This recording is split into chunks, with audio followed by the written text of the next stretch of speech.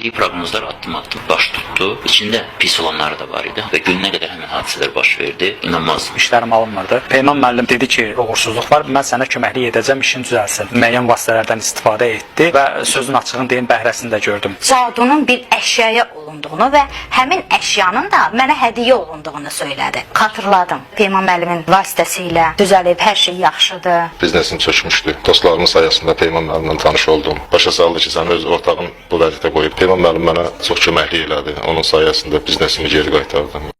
Ekstrasensliyə, hansı bir fövqəli qüvvəyə həmişə inanmışam. Əslində biz Peymanla planlaşdırılmamış bir tanışdığımız oldu. Səbəb bizim o ilk görüşümüzdən və aldığım təəssüratdan gedib görüş baş tutdu və iş gözəl bir söhbət oldu, maraq bürüdü. Birinci plana Peymanın deyəcəklərini qoydum ki, təbii gözümlə bağlı suallar verdim. Elə birinci, ikinci cümlələrdən elə faktları sıraladı ki, mən dəqiq sizə əmin edirəm ki, o bunları heç yandan bilə bilməzdi. Hətta elə şey vardı ki, ancaq mən bilirdim. İkinci şəxs belə bilə bilməzdi. Sıraladığı faktlar artıq elə bir həddə gəlib çatdı ki, və mən inandım. Nə qədər də ictimaiyyət arasında olsam da, amma elə şeylər var ki, bunu heç kim bilmir. Bu mövzuda olan söhbətimizin bir neçə dəqiqəsindən sonra maraq adamı bürüyür və proqnoz istəyirsən.